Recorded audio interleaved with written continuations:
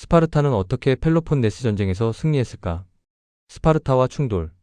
페르시아의 확장을 차단한 아테네는 번영을 이끈다. 해양 제국 아테네의 힘은 무역로와 해외 식민지에서 비롯된 막대한 재정이다. 델로스 섬에 위탁된 자금을 관리한 아테네는 강대한 제국으로 발돋움한다. 아테네가 펠로폰네소스 반도의 주도권을 장악하자 스파르타는 불만을 터뜨린다. 델로스 동맹이 변질되자 스파르타 주도의 펠로폰네소스 동맹과 부딪힌다. 아테네의 페리클레스가 죽자 스파르타는 전쟁에 돌입한다. 기원전 431년 펠로폰네소스 전쟁이 시작된다. 아테네의 유동성. 케인즈의 관점에서 전쟁은 재정의 싸움이었다.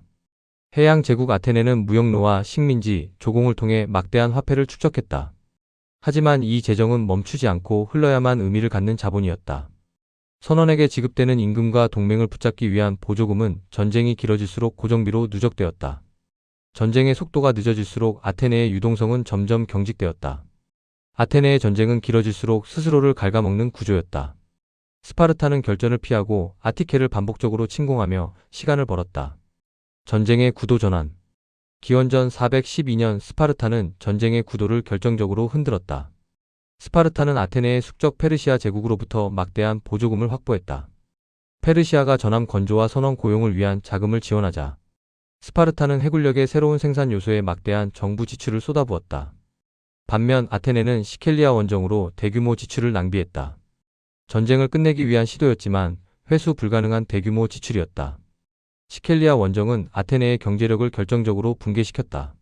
확장 구조와 유지 구조. 레비스트로스의 구조적 시각에서 이 전쟁은 이미 방향이 갈려 있었다.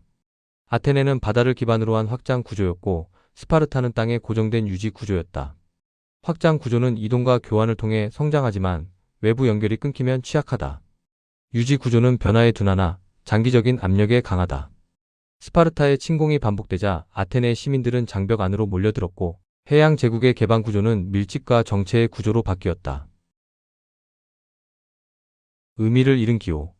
스파르타의 승리를 상징하는 결정적 기호는 리산드로스였다. 그는 전통적인 스파르타 왕족 출신은 아니었지만 해군 전략의 천재성과 개인적 야망을 상징했다.